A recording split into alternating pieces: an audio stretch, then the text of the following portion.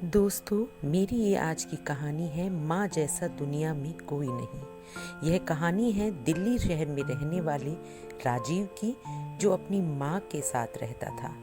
राजीव के पिताजी के गुजर जाने के बाद उसके घर के आर्थिक हालात बहुत ही खराब हो गए। उसकी माँ दूसरों के घरों में झाड़ू और बर्तन साफ करने का काम करती थी। उससे जो कुछ भी 4 पैसे मिलते थे, उससे वो अपना घर चलाती थी। राजीव दिन भर अपने दोस्तों के साथ घूमता और पार्टी करता रहता था। उसे अपनी माँ की बिल्कुल भी परवाह नहीं थी। वो पूरा दिन घर से बाहर रहकर अय्याशी करता और जुआ खेलता, और उसकी माँ दूसरों के घरों में काम करती रहती थी। वक्त बीतता चला गया और उसकी माँ बूढ़ी होती चली गई। राजीव की माँ रोज उसको कहती, बेटा, अपने लिए एक अच्छी सी नौकरी ढूंढ ले। लेकिन राजीव अपनी माँ की बातों को नजरअंदाज कर देता था। वो उसकी कोई भी बात नहीं सुनना चाहता था। उसे अपनी किसी भी जिम्मेदारी का एहसास ही नहीं था। उससे ये तक नहीं पता था कि उसको खाना खिलाने के लिए उसकी माँ कितने कष्ट उठाती है। एक दिन की बात है, राजीव की माँ की तबीयत बहुत ही ज़्यादा खराब हो गई और उस दिन वो किसी के भी घर काम करने के लिए नहीं गई। पर ना जाने की वजह से उनके घर में पैसे की बहुत दिक्कत आने लगी, और घर में पैसा ना होने की वजह से राजीव अपनी माँ का इलाज तक नहीं करा पा रहा था, जिसकी वजह से उसकी माँ की तबीयत दिन पर दिन और भी ज़्यादा खराब होने लगी।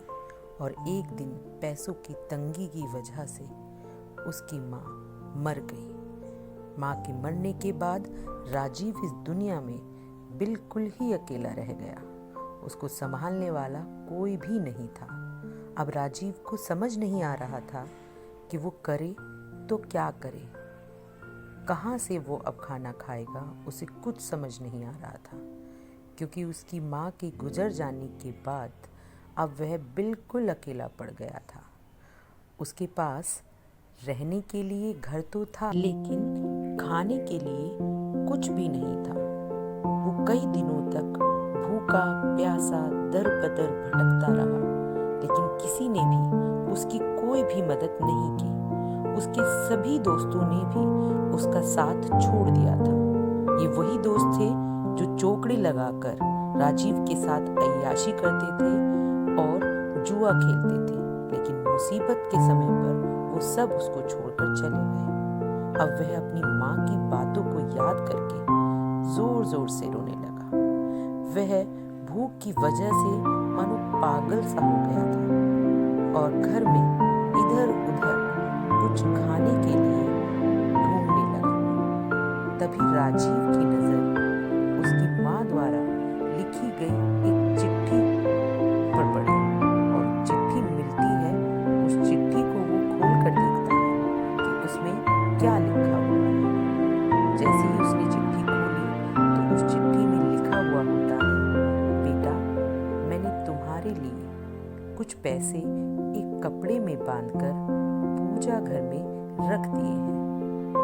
उन पैसों को लेकर तुम अपनी भूख मिटा सकते हो।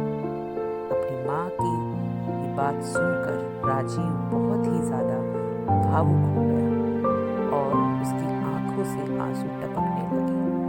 अपनी माँ की इस भावना को देखकर राजीव जोर जोर से रोने लगा।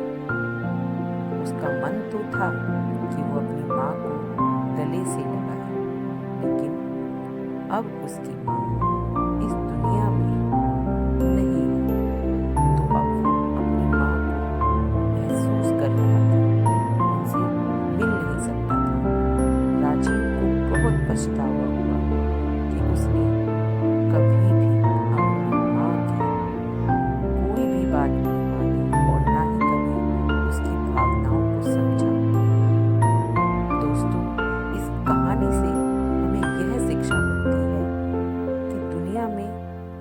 माँ ही ऐसी होती है जो अपने बच्चों को बिना किसी स्वार्थ के प्यार दुलार करती है। इसलिए दोस्तों, हमें कभी भी अपनी माँ का दिल नहीं दुखाना चाहिए, क्योंकि वो माँ आपको जान से भी ज़्यादा चाहती है।